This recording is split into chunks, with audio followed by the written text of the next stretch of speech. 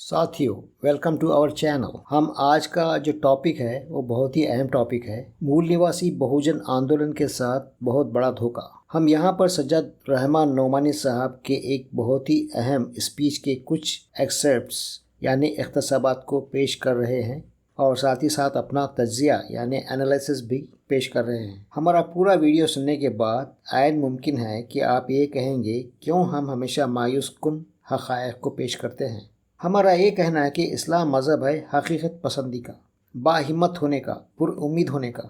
ये हकीकत भी है कि वही कौम दुनिया को जीत सकती है जिसके पास नॉलेज हो, स्किल्स हो और हिकमत अमली तैयार करने की सलाहियत हो। मुसलमानों में तमाम बातें हर दर्जा कम हैं और ज़रूरत इस बात की है कि हम ये सलाहियतें अपने अंदर पैदा करें। हमारा ये लेक्चर बहुत अहम होने जा रहा है, शुरू से आखिर तक सुनिएगा। चलिए हम मुलाहजा फरमाते हैं सज्जाद नोमानी साहब की तकरीर के खुलासे का। सज्जाद नोमानी साहब फरमाते हैं, बड़े अच्छे एलानात के साथ, बहुत खूबसूरत स्लोगन्स के साथ एक संगठन यानी एक ऑर्गेनाइजेशन, कोई एक आंदोलन यानी तहरीक आगे बढ़ती है। लेकिन जब तहरीक की ज़िंदगी में एक मुद्दत गुजरती है, कुछ वक्त गुजरता है और जब इस तहरीक को नोटिस किया जाने लगता है, तब इसके दाम लगाए जाते हैं। उसके सामने कुछ चारा यानी बेट फेंका जाता है या उसे डराया धमकाया जाता है और फिर वो 30 या 40 साल की मेहनत 1 घंटे की मीटिंग में लपेट दी जाती है, यानी आंदोलन को ख़त्म किया जाता है। बार बार ये तजुर्बे इस देश में हुए हैं। ये बहुत बड़ी वजह है कि शोषित समाज यानी मजलूम समाज के ना उभरने की। ये कोशिशें पहले ना हुई हों ये सही नहीं है। ये कोशिशें हुई हैं और बहुत बड़े पैमाने पर हुई हैं। मैं पर्सनल तौर पर आज ये बात खुलकर कह रहा हूँ। ये तल्ख तजुर्बा हुआ है और यही भारत की मूल निवासी समाज को अधिकार दिलाने वाली नेशनल लेवल की एक तहरीक यानी मूवमेंट, जिसने सख्त मेहनत की थी, मुल्क के मुख्तलिफ मुकामात में एक अच्छी ताकत बनकर उभरने लगी थी कि सिर्फ एक ही मीटिंग हुई। किसके और किसके दरमियान ये नाम लेना मुनासिब नहीं है, लेकिन हमारी हुकूमत की एजेंसीज के सरबराहों के दरमियान और तहरीक के किसी बड़े लीडर के दरमियान। और ये कहा गया कि आप मूल निवासियों की तहरीक चलाते रहिए, लेकिन सज्जाद नोमानी साहब से दूरी बनाइए। अगर आपने नोमानी साहब से दूरी ना बनाई तो हम आपको सिर्फ 1 महीने का वक्त देते हैं, और अगर आपने नोमानी साहब से दूरी ना बनाई तो आप साईं बाबा के साथ जेल के उसी बैरक में रहेंगे।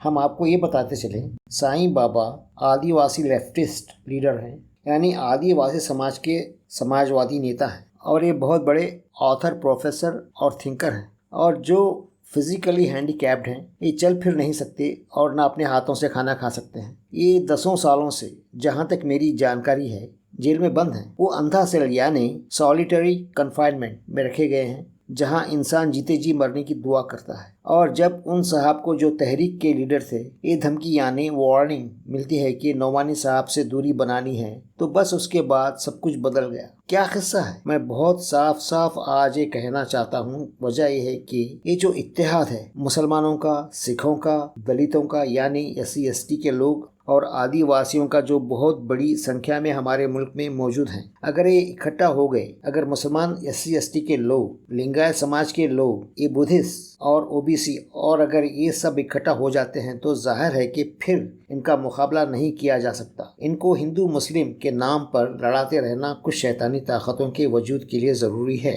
इसलिए वो कभी ये सच्चाई सामने आने नहीं देते। और जब ये लोग ये देखते हैं कि ये मूल निवासी जब इकट्ठा होने लगते हैं तो वो ज़्यादा परेशान होते हैं। और ये समूह जब अलग अलग लड़ते रहें, तो यानी ये तमाम समूह अपनी अपनी लड़ाई अलग अलग लड़ते रहें, यानी मुसलमान अलग, OBC अलग, सिख समाज अलग, SC ST के लोग अलग, किसान अलग, मजदूर अलग, छोटे बेव्यापारी अलग, महिलाएं अलग, इन अलग अलग लड़ाइयों से इन शैतानी ताकतों को कोई ख़तरा नहीं। मैं तो यहाँ तक जानता हूँ कि इन में से कुछ समूहों के लीडर्स को अपनी अपनी लड़ाई गवर्नमेंट के खिलाफ लड़ते रहने के लिए पर्दे के पीछे से ये शैतानी ताकतें सपोर्ट करती रहती हैं। इनको जो परेशानी होती है इस बात से होती है कि ये सब लोग आपस में इकट्ठा न बढ़ जाएं और आपस में विचार विमर्श न करने लग जाएं। अब हम सज्जाद नोमानी साहब की स्पीच को ख़त्म करते हैं। यानी अब तक जो आप सुन रहे थे वो सज्जाद नोमानी के साहब की स्पीच के अल्फाज थे, और हमने सिर्फ यहाँ वहाँ कुछ अल्फाज का इजाफा किया ताकि हमारे ऑडियंस स्पीच का मैसेज आसानी से समझ सकें। अब सज्जाद नोमानी साहब की स्पीच के खुलासे के बाद हम आपको आगे ले चलते हैं। अब तो हमारे ऑडियंस समझ ही गए होंगे कि सज्जाद नोमानी साहब को किस मूल निवासी बहुजन संगठन से जुड़े हुए थे और उसके प्रेसिडेंट का नाम क्या था, क्योंकि नोमानी साहब ने ना तो संगठन का नाम ही बताया है और ना ही उसके प्रेसिडेंट का नाम। चलिए हम आपको इस किस्से की गहराई में ले चलते हैं। मूल निवासी बहुजन आंदोलन पिछले 40 सालों से काम कर रहा था और दिन ब दिन तरक्की कर रहा था और ताकत पकड़ रहा था, लेकिन इस आंदोलन चलाने वालों की संगठन और इसकी सेंट्रल कमेटी के मेंबर्स की गलतियों, कमजोरियों और लापरवाहियों के नतीजे में ये संगठन और आंदोलन तकरीबन मर चुका है। इस संगठन के मेंबर्स में और आम जनता में इसके बारे में भरोसा उठ चुका है। इस संगठन पर ये भी इल्ज़ाम है कि ये अपने मूल सिद्धांतों पर भी कॉम्प्रोमाइज़ कर चुका है। मूल सिद्धांतों यानी कहते हैं बेसिक प्रिंसिपल्स पर भी ये कॉम्प्रोमाइज़ कर चुका है। इस संगठन का प्रेसिडेंट यानी इसका अध्यक्ष दुश्मनों के सामने घुटने टेक चुका है। इसके फौरन बाद सज्जाद नोमानी ही नहीं बल्कि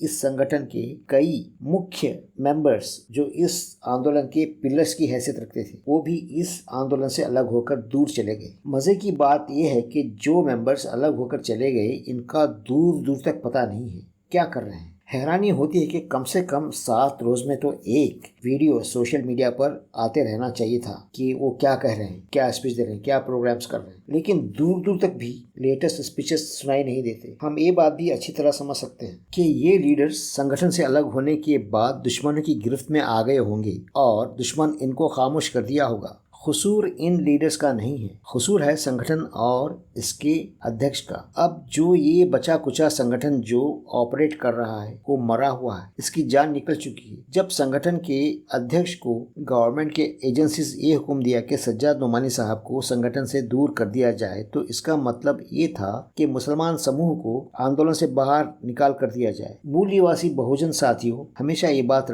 याद रखो, भारत के मुसलमान और भारत के सिख मूल निवासी बहुजन के लिए एक बहुत बड़ी ताकत है। ये बात SC ST और OBC पर निर्भर करती है कि आप भारत के मुसलमानों को कमजोर देखना चाहते हैं या उनको ताकतवर बनाकर तमाम बहुजन के फायदे के लिए और खुद भारत के मुसलमानों के फायदे के लिए इस्तेमाल करना चाहते हैं। हम देखते हैं कि दुश्मन यानी ब्राह्मणवादी मनोवादी ताकतें जिनकी आइडियोलॉजी कास्टिज्म और रेसिज्म पर टिकी हुई है, मुसलमानों को बहुजनों से दूर रखना चाहती हैं, यानी आइसोलेट करना चाहती हैं, यानी अलग थलग करना चाहती हैं। ये ऐसा क्यों है? ये ऐसा इसलिए है कि तकरीबन मुसलमानों की एक अच्छी खासियत तादाद, यानी मैं उन मुसलमानों की बात कर रहा हूँ जो इस्लामिकली एजुकेटेड हैं, जिनके पास कुरान की स्टडी है, प्रॉफिट मोहम्मद की बायोग्राफी पढ़ चुके हैं और इस्लामिक फिलॉसफी आइडियोलॉजी पे भी स्टडी है उनकी। तो ये चीज़ यानी ये इस्लामिकली एजुकेटेड लोग ऐसे हैं जिनको ख़रीदना बड़ा मुश्किल है। हम ये बात इसलिए कह रहे हैं कि जो मुसलमान कुरान और prophet Muhammad peace be upon him के जीवन की स्टडी करते हैं और जिनको इस्लाम धर्म एक हाई मोटिवेशनल फोर्स प्रदान करता है, तो ऐसे मुसलमान दुश्मन के हाथों अपना ईमान नहीं बेचते। याद रखिए, इस्लाम धर्म में हाई पावर मोटिवेशनल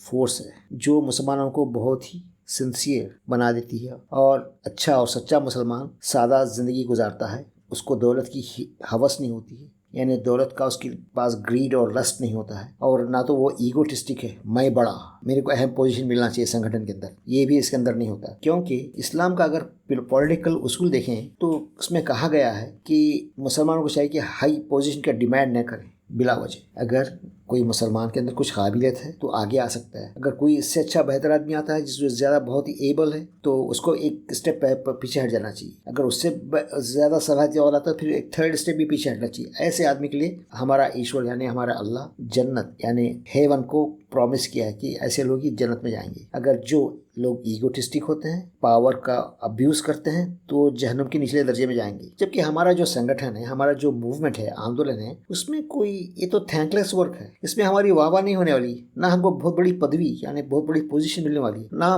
बहुत पैसा बटोरने वाले हैं। हमारा मकसद बाबा साहब के सपनों को साकार करना है, ऐसा भारत देश बनाना है जो बाबा साहब के सपनों पे के मुताबिक हो, जो भगत सिंह के सपनों के मुताबिक हो। यही हमारा मिशन है। हमारा रेसिस्ट दुश्मन इस बात को अच्छी तरह जानता है और इसीलिए सिर्फ इस्लाम और मुसलमानों को अपनी नफरत का टारगेट नंबर 1 बनाता है। साथ ही साथ मैं आपको ये भी बताता चलूं, यानी कॉशन देता चलूं, हर एक इस्लामिकली एजुकेटेड मुसलमान सिंसियर नहीं होता, वो बिकाऊ भी हो सकता है। आपको चाहिए है कि इस पर भरोसा करने के लिए पहले इस मुसलमान को बहुत ही क्लोजली ऑब्जर्व करें और इसका अच्छा खासा टेस्ट ले लें। चलिए अब आगे बढ़ते हैं। मूल निवासी बहुजन आंदोलन की 40 साल मेहनत, कुर्बानियां, पैसा और एनर्जी सब बर्बाद हो गई। All went down the drain। सारा पानी में बह गया। ये सब कैसे हुआ? ये इसलिए हुआ कि संगठन की सी कमेटी ने सिर्फ एक व्यक्ति को आंदोलन का अध्यक्ष बनाया था। उसके हाथों में फैसले लेने का पूरा इख्तियार यानी full power to make decisions दे दिया था। इसके नतीजे में हुआ ये कि ये व्यक्ति बुजदिल साबित हुआ और एजेंसीज की धमकी के सामने घुटने टेक दी। इस बुजदिल यानी कायर व्यक्ति को कहना चाहिए था कि एजेंसीज, मेरे पास कोई भी मेजर फैसला करने का अधिकार नहीं है, अगर है भी तो ये अधिकार मैं सी कमेटी को वापस लौटा देता हूँ। इसके बाद आप एजेंसीज को चाहिए कि जो भी नेगोशिएशंस करें वो डायरेक्ट सी कमेटी से करें। अगर अध्यक्ष ऐसा करता तो ये बहुत ही मुफीद टैक्टिकल मूव होता। हम समझ सकते हैं करेज का लेवल हर इंसान में एक सा नहीं होता। कुछ इंसान ऐसे होते हैं जो बहुत ही करेजियस होते हैं और आंदोलन के लिए अपना सब कुछ कुर्बान करने के लिए हरदम तैयार रहते हैं, चाहे जेल की सख्तियां ही क्यों ना बर्दाश्त करना पड़े या आंदोलन के कॉज के लिए अपनी जान ही देना ना पड़े। जैसे हमारे सामने मिसालें हैं, जैसे गौरी लंकेश हैं, जो एक लेडी थी जो एडिटर जर्नलिस्ट थी बेंगलुरु से। वो लिंगायत समाज से आती थी।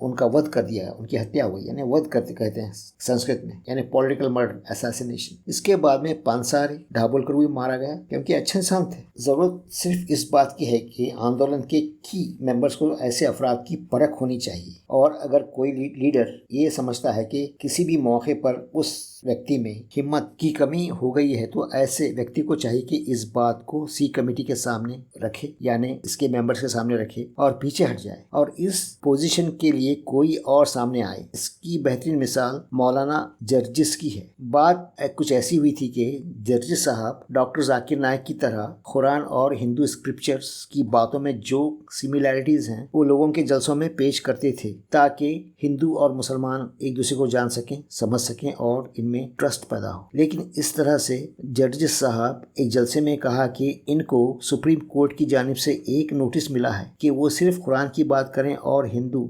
स्क्रिप्चर्स के श्लोकास को कोट ना किया करें। ये बात जर्जिस साहब ने पूरी पब्लिक में बताई और कहा कि इनमें हिम्मत नहीं है कि वो सुप्रीम कोर्ट की नोटिस को नजरअंदाज करें। यहाँ पर जर्जिस साहब की दो खूबियां सामने आई जो इस तरह से हैं। दूसरे मुसलमान संगठन और वो सेल्फ प्रोक्लेम्ड मुस्लिम लीडर्स की तरह बात को राज में न रखा बल्कि पब्लिक में बात को खोलकर बताया। पॉइंट नंबर 2, इस्लाम में दुश्मन के साथ सीक्रेट टॉक्स यानी खुफिया राज की बातें, राज में बात करना एक दूसरे के साथ को शरीयत मना करती है। जो भी बात हो, नेगोशिएशंस हो, वो पब्लिक के दरमियान हो और मीडिया के फुल लाइमलाइट में हो। इस तरह से हमें जर्जिस साहब से कोई शिकायत न रही। ये जो हमारा बहुत बड़ा लॉस हुआ है, संगठन का टूट जाना, बिखर जाना, हम ऐसा करते हैं कि इस लॉस को कैसे पूरा करें, इस पे नेक्स्ट लेक्चर में हम गौर व फिक्र करते हैं। हम आपके सामने पेश करेंगे कुछ फार्मूलाज, क्योंकि हमारी तमाम उम्मीदें, भारत के मुसलमानों की उम्मीदें, SC/ST की उम्मीदें, आदिवासी समाज की उम्मीदें, सिखों की उम्मीदें, सब इससे जुड़ी हुई थी।